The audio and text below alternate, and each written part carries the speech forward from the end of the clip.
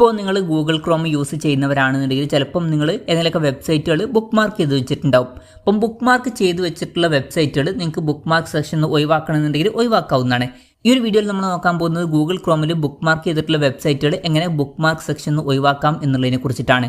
അതിന് വേണ്ടിയിട്ട് Google Chrome application open ചെയ്യുക. ഓപ്പൺ ചെയ്ത് കഴിഞ്ഞാൽ മുകളിൽ നമുക്ക് 3 ഡോട്ട്സ് കാണാൻ പറ്റും. അതിൽ ക്ലിക്ക് ചെയ്യുക. ക്ലിക്ക് ചെയ്താൽ ബുക്ക് മാർക്സ് എന്നുള്ള ഓപ്ഷൻ കാണാൻ പറ്റും. അതിൽ ക്ലിക്ക് ചെയ്യുക. ക്ലിക്ക് ചെയ്താൽ നമ്മൾ ബുക്ക് മാർക്ക് ചെയ്തിട്ടുള്ള വെബ്സൈറ്റുകൾ ഇവിടെ കാണാൻ പറ്റും.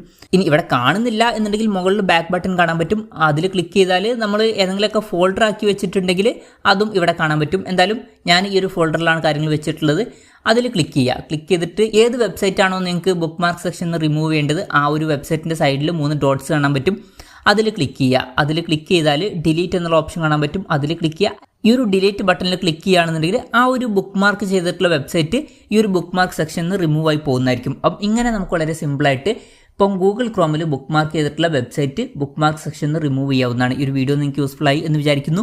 എന്തായാലും ഈ ഒരു വീഡിയോ പറ്റിയിട്ടുള്ള നിങ്ങളുടെ ജെന്യുവൻ ആയിട്ടുള്ള അഭിപ്രായം ജസ്റ്റ് ഒന്ന് കമൻറ്റ് ചെയ്യുക. അതുപോലെ തന്നെ ഇതുപോലുള്ള വീഡിയോസ് ഇനിയും കാണാൻ താല്പര്യമുണ്ടെന്നുണ്ടെങ്കിൽ ഈ ചാനലും സബ്സ്ക്രൈബ് ചെയ്യാവുന്നതാണ്.